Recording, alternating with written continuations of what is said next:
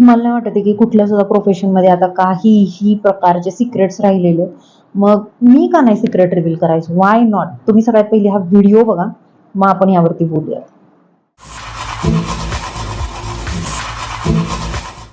बघितलं?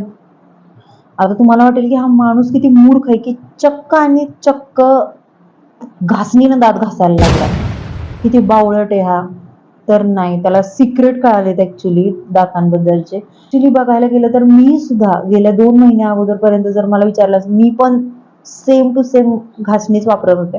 काकाच्या दुकानामध्ये 10 रुपयाला भेटती, इझी वापरायला, काही प्रॉब्लेम नाही, 2 वर्ष सहज टिकते.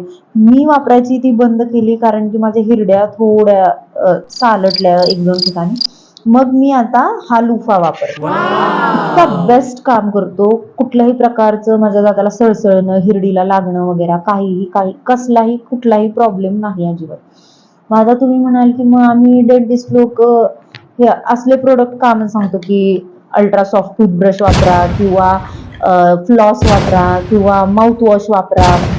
तर हे सगळं फक्त बिझनेससाठी आहे. डेंटल प्रोडक्ट्स जास्तीत जास्त विकले जावेत, म्हणजे आम्हाला सगळ्यांना त्याचा कमीत कमी 2-3 लाख असा शेअर भेटतो प्रत्येक डेंटिस्टला. सो आम्हाला ते बोलावं लागतं की जेणेकरून लोकांनी ते प्रोडक्ट घ्यावेत म्हणून.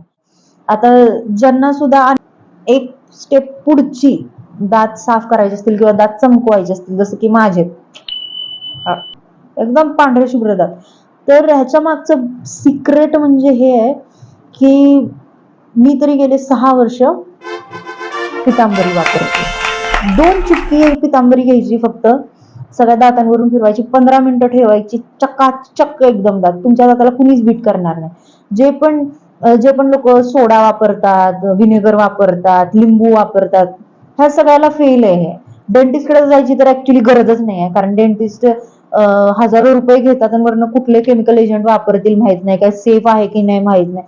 बट दिस टेक्निक पितांबरी कुठलीच गोष्ट त्याला बीट करू शकत नाही अजिबात. 100% मी सांगते. मी गेले 6 वर्ष वापरतीये. सो तुम्ही नक्कीच वापरून बघा. मला नक्की कळवा की तुम्हाला काय वाटतं याच्याबद्दल.